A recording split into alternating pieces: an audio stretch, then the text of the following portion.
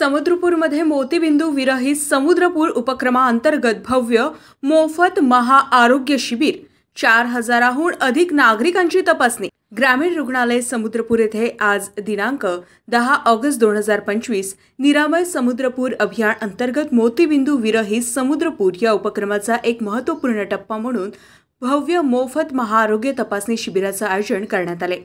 शिबिरात समुद्रपूर परिसरातील नागरिकांनी उत्स्फूर्त प्रतिसाद देत मोठ्या संख्येने सहभाग घेतला। एकूण 4000हून अधिक नागरिकांची विविध आरोग्य तपासण्या विशेषतः डोळ्यांशी संबंधित अनुभवी डॉक्टरांच्या उपस्थितीमध्ये करण्यात आल्या। तपासणीबरोबरच मोफत निदान, औषध उपचार आणि उपचाराची सुविधा उपलब्ध करून देण्यात आली। तसेच मोतीबिंदू रुग्णांची शस्त्रक्रियेसाठी नोंदणी करण्यात आली। या उपक्रमाला महाराष्ट्राचे राज्यमंत्री व वर्धा जिल्ह्याचे पालकमंत्री श्री पंकजी भोयर, कार्यसम्राट आमदार श्री समीर कुणावार, भाजपा वर्धा जिल्हाध्यक्ष श्री संजयजी गाते यांसह स्थानिक मान्यवर आणि मोठ्या संख्येने नागरिक उपस्थित होते।